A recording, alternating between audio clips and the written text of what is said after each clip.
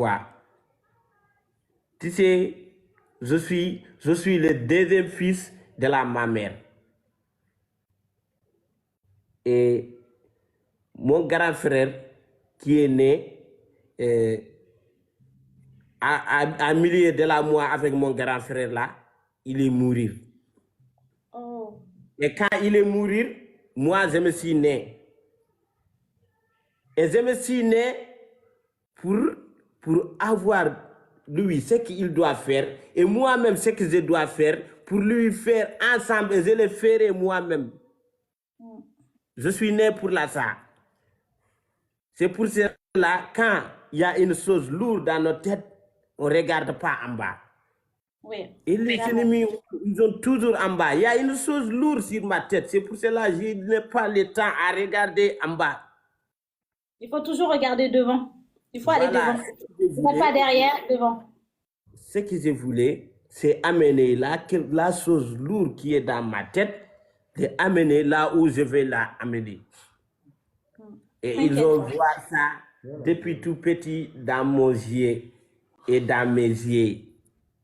Ma femme, je vais te parler quelque chose que je n'ai jamais parlé et je n'ai jamais voulu parler ça dans les réseaux sociaux, mais je le parlerai. Ma femme, j'étais au villagement. J'étais au villagement et j'étais élèvement. J'ai fait presque 7 ans dans la étudiation. J'ai sorti l'école par deuxième année collège.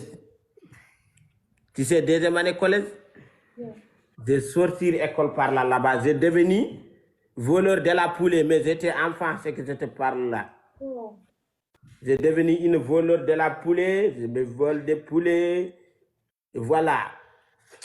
Et à un moment donné, je me suis dit, et je suis là, je suis voleur de la poulet, et les poulets, tu les vends à 700 ouguiya. 700 ouguiya, ça fait même pas 5 euros. Et je me suis dit, je vais aller ici. Ici, c'est Nouakchott, c'est la capitale de Mauritanie. Je me suis dit, je vais venir ici pour travailler. Et je suis venu, j'étais avec le neveu de mon père, qui était dans la maison de mon père.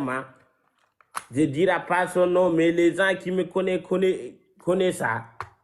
Et il m'a fait comme une poulet dans la maison. Tu sais, il y a des gens ici au Nouakchott. Il y a des gens, je ne dis pas tout, mais il y a des gens, ils prennent les gens des villages comme des poulets. Et moi, je n'accepte pas certaines choses. Tout ce que je fais, il prend ça comme quelqu'un qui connaît rien, quelqu'un qui est con, quelqu'un qui est... Et je me suis dit, je ne l'ai jamais, il parle toujours, mais je ne l'ai jamais répondu. Je sais que le jour viendra, je l'ai répondu. Et le jour que je me suis répondu, je vais quitter en même temps la maison parce que je ne peux pas supporter certaines choses. Je peux supporter la faim, la souffrance, mais les certaines paroles, je ne peux pas la supporter. Tu la parleras à mon dos, mais pas devant moi. Et je me suis... Il y avait un jour, j'ai en train de petit déjeuner dans la maison, non au garage. J'étais en menuisier. Tu connais menuisier? Quelqu'un qui coupe les Oui, les bois et tout là. Oui, je connais. J'étais en menuisier. Et on a venu dans l'atelier et il a amené les coups de français. Il a amené les cuillères à la maison de nos voisins. Il a fait le beurre là. Le beurre, tu connais le beurre? Le beurre qu'on fait dans la pain. Ah oui. Il a fait ça dans son pain et il a ramené la coude, la cuillère. Il a ramené ça. Et moi, je n'ai pas encore fait la beurre dans mon pain. Et je me suis pris la beurre avec ma main et je me suis mis dans mon pain. Et il m'a dit que tu es trop gawa, tu vois là. Tu sais rien, tu es con. Je me suis dit, Avant tout, que ça ne me fera pas con et ça ne me fera pas inintelligent.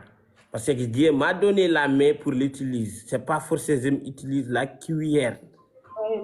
Et de deux, s'il y a des gawas dedans, c'est toi les gawas. Pourquoi tu ramènes la cuillère alors que tu sais, je n'ai pas encore fait ça dans mon pain? Et il m'a dit, je suis impoli. Je lui ai répondu, si tu vois que tu es en train de me dire n'importe quoi, que je suis dans ta maison. Mais si je quitte